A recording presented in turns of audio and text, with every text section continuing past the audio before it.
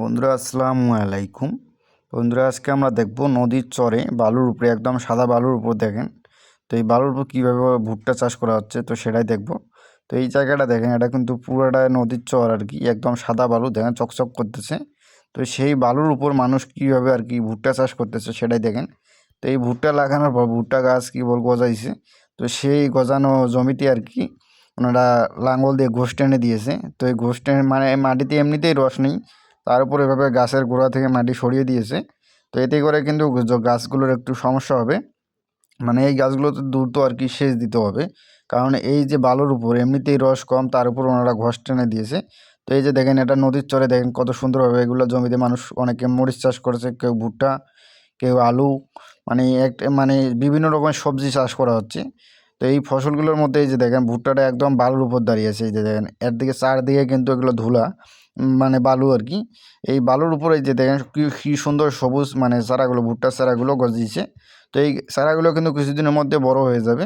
তো বর্তমান গাছটার যেটা প্রয়োজন সেটা হচ্ছে সার এবং পানি দ্রুত সেচ দেওয়া দরকার, কারণ এই সময় সেচ না দিলে এই যে দেখেন গাছের চারদিকে সাদা বালু, সব সাদা বালু। আর গাছের যদি গোড়ায় রস না থাকে তাহলে তাহলে কিন্তু এই গাছগুলো বড় হতে পারবে না বা সবল গাছ হতে পারবে না, পরবর্তীতে ফলনটা কম হয়ে যাবে। তো অবশ্যই এরকম চরের এই জায়গায় এরকম সাদা বালুর উপর ভুট্টা লাগালে সেচ দিয়ে তারপর ভুট্টা লাগাতে হবে, এবং প্রতি 10 দিন বা 15 দিন পর পর আবার সেচ দিতে হবে, যাতে জমিটাতে একটু মানে রস থাকে।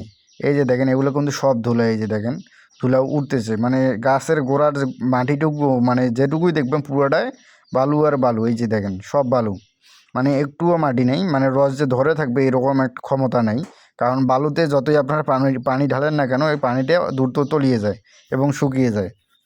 তো এই ক্ষেত্রে আপনাকে যারা আর কি চরে বা বালুর আশেপাশে শুকনো জমির আশেপাশে ভুট্টা লাগিয়েছেন, তারা অবশ্যই মানে ঘন ঘন সেচ দেওয়ার চেষ্টা করবেন, যাতে জমিতে রস থাকে। আর ভুট্টার কিন্তু প্রধান খাদ্য যেটা সেটা হচ্ছে সার এবং পানি। ভুট্টা খেতেই আপনারা যত সেচ থাকবে, মানে যেগুলো জমিতে রস একটু বেশি সেই জমিতে পানি দেওয়ার দরকার নেই, মানে সময় মতো পানি দিলেই হয়। কিন্তু এই যেই জমিগুলোতে এইরকম এই যে দেখেন বালুর উপর ভুট্টা লাগাইছে, এই জমিগুলোতে খুব ঘন ঘন সেচ দিতে হয়। এটা কিন্তু নদীর ভিতরে একটা জমি।